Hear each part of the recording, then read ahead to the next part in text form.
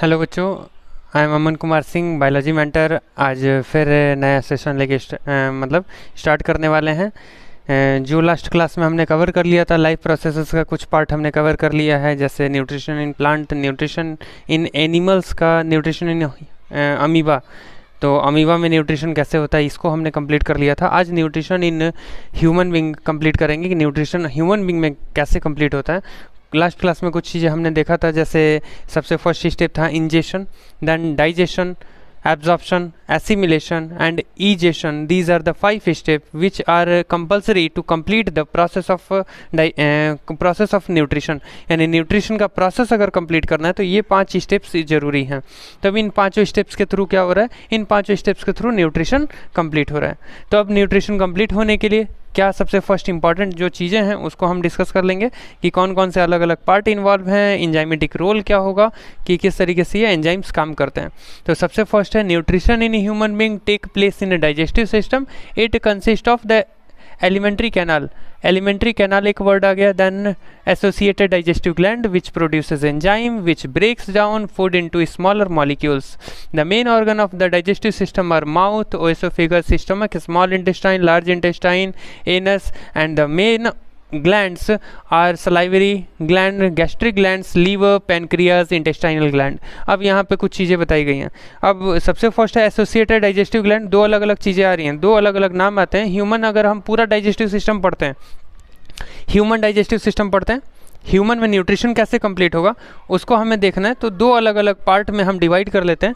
तो सबसे पहला पार्ट हमारे पास होगा एलिमेंट्री कैनाल।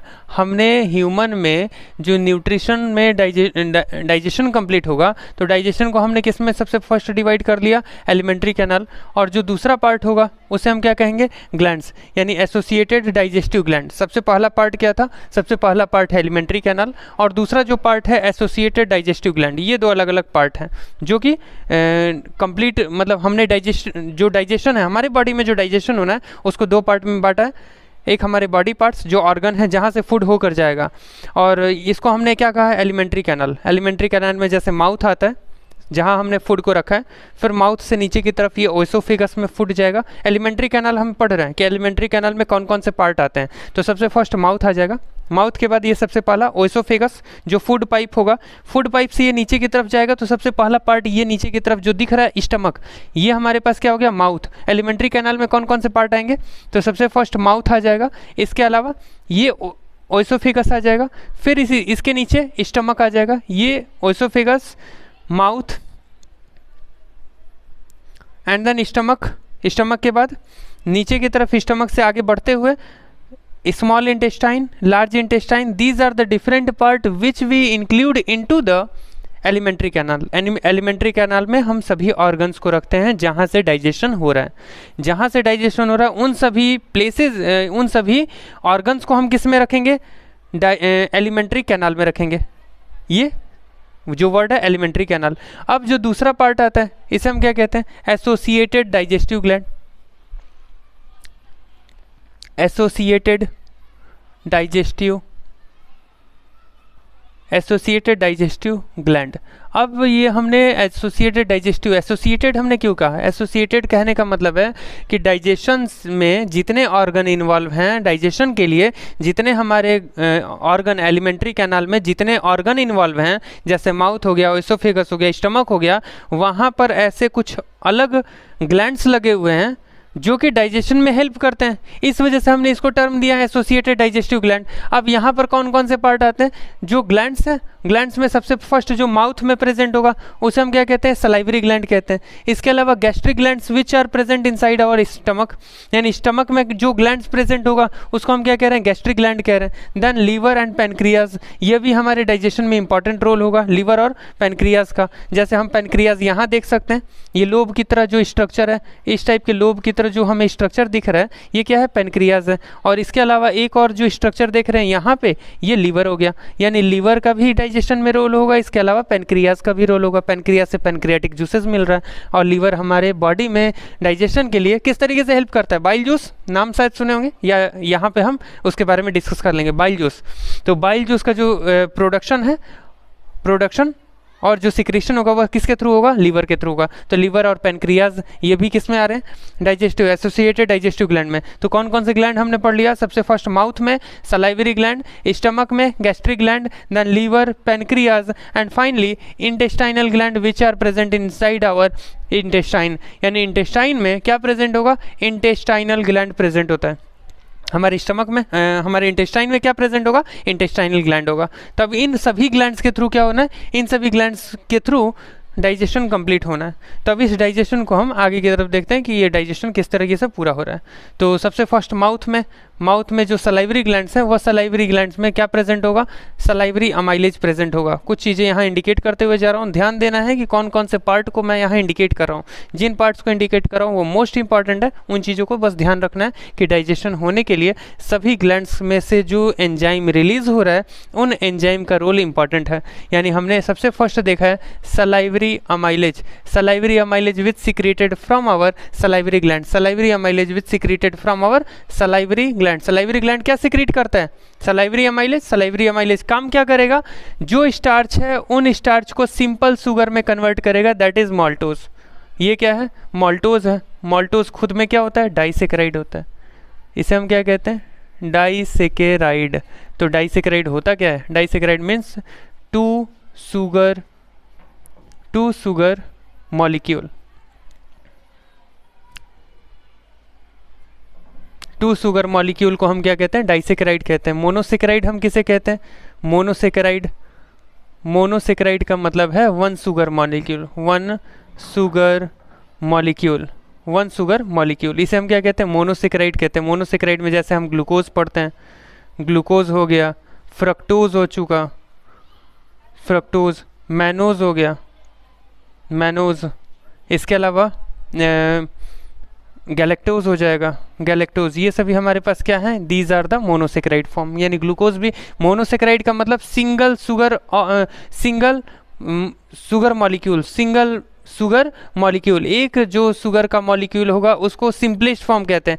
और जो हम फूड लेते हैं, फूड में क्या होता है, कार्बोहाइड्रेट होता है। मतलब फूड एक्चुअल में है क्या, कार्बोहाइड्रेट है, यानी स्टार्च होगा। स्टार्च क्या होता है, स्टार्च इज अ पॉलीसेकेराइड। बहुत सारे उसमें शुगर मॉलिक्यूल मिले हुए हैं तब वह पॉलीसेकेराइड बना है।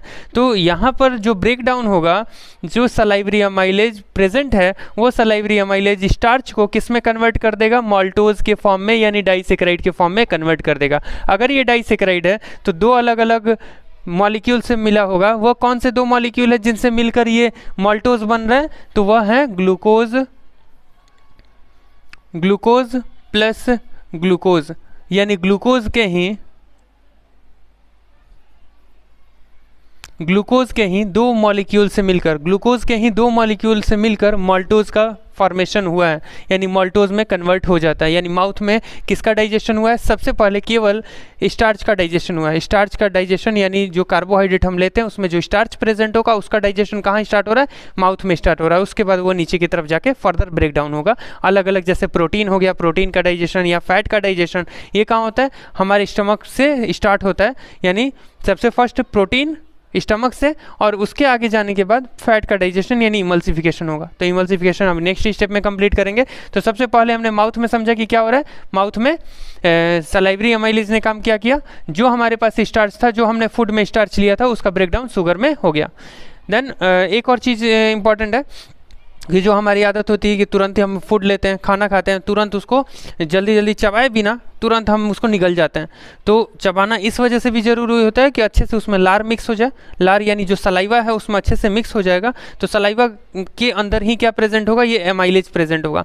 यानी जब हमने अच्छे से लार को मिक्स कर दिया, सलाइवा को मिक्स कर दिया, तब उससे क्या होगा, जो फूड में जो भी स्टार्च होगा वह स्टार्च का ब्रेकडाउन माउथ में ही हो जाएगा। तो माउथ में अगर ज़्यादा चीज़ें अगर ब्रेक हो जाती हैं तो हमारे आगे के सिस्टम के लिए काफ़ी आसान होगा और हमारा डाइजेशन मीन्स जो डाइजेशन होगा वो परफेक्ट होगा।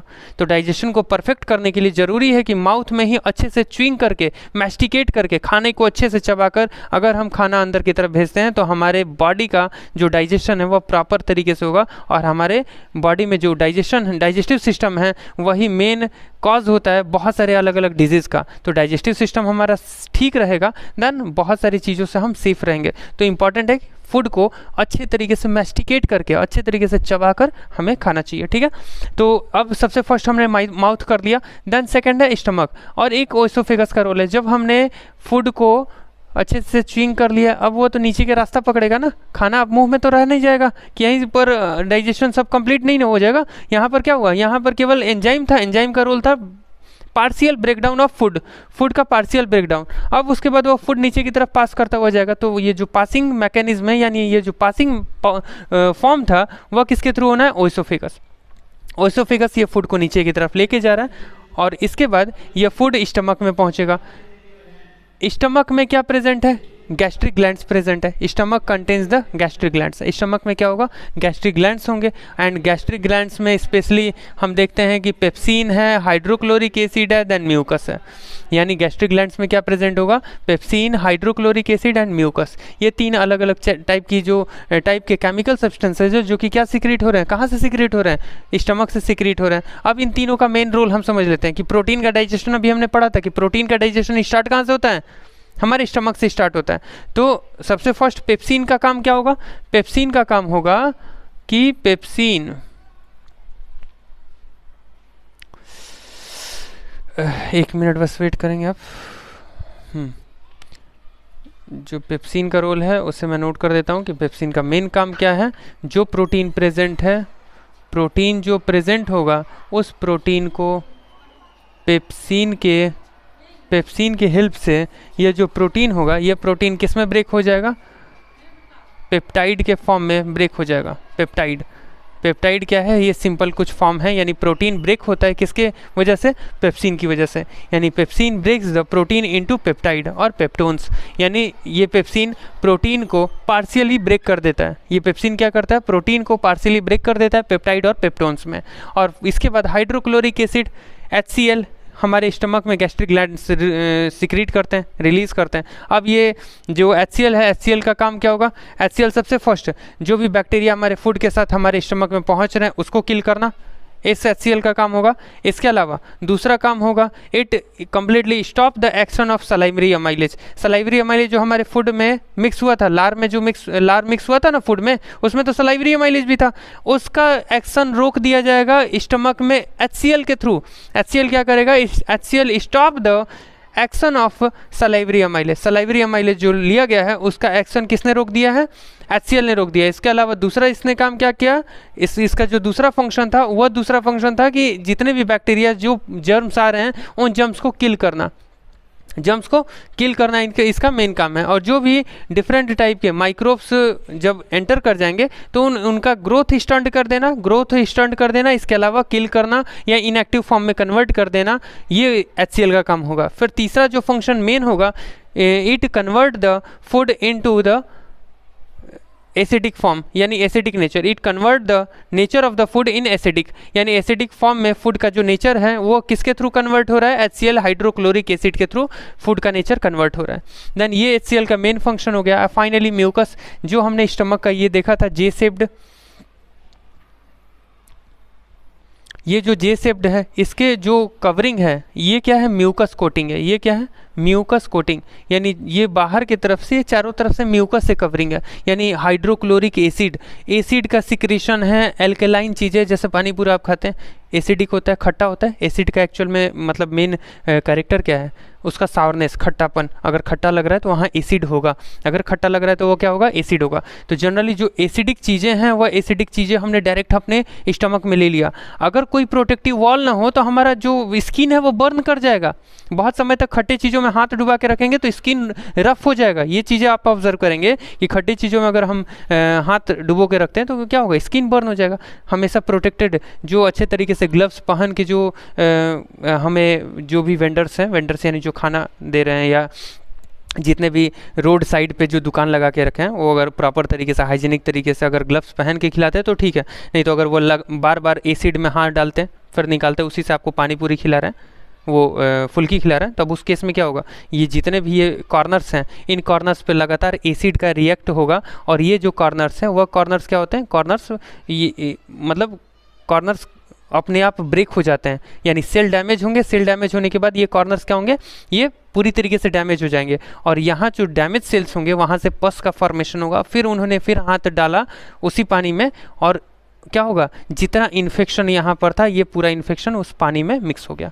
तो जनरली जो एसिड है वो एसिड क्या करता है, स्किन के सेल्स को डैमेज करता है। तो हमारे बॉडी में हमने डायरेक्ट एसिड अंदर लिया, एसिड का मतलब खट्टा, नींबू हम ले रहे हैं वो भी एसिड ही है।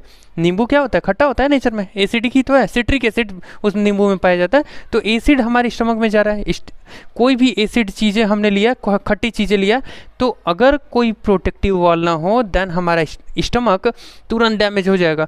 तो उस प्रोटेक्टिव वॉल का काम क्या है, यानी ये जो म्यूकस होगा, this is completely protect the this mucus completely protect the wall of the stomach। Stomach का जो वॉल है खुद स्टमक के थ्रू ही HCl गैस्ट्रिक ग्लैंड है, गैस्ट्रिक ग्लैंड ही ये तो तीनों रिलीज कर रहे हैं। गैस्ट्रिक ग्लैंड के थ्रू पेप्सिन मिल रहा है, देन HCl मिल रहा है, म्यूकस मिल रहा है। ये तीनों अलग अलग टाइप के जो सब्सटेंसेस है वो कहाँ से मिल रहा है, ये तीनों चीज़ें HCl से, ये तीनों चीज़ें गैस्ट्रिक ग्लैंड से मिल रही हैं।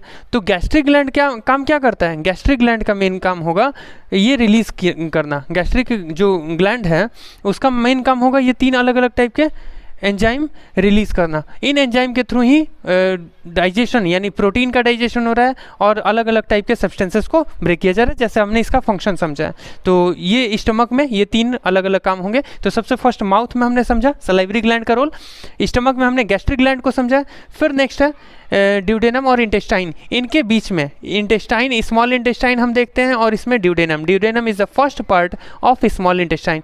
स्मॉल इंटेस्टाइन को 3 अलग अलग पार्ट में कैटेगराइज कर सकते हैं। ड्यूडेनम है, जेजुनम है, इलियम है। ड्यूडेनम, जेजुनम और इलियम, ड्यूडेनम, जेजुनम और इलियम, ये 3 अलग अलग पार्ट में हम किसको डिवाइड करते हैं, स्मॉल इंटेस्टाइन को। This is the upper region of the small intestine. ये जो ड्यूडेनम है this is the upper region of the small intestine. Small intestine का सबसे फ्रंटल पार्ट, सबसे पहला पार्ट क्या होता है, ड्यूडेनम होता है।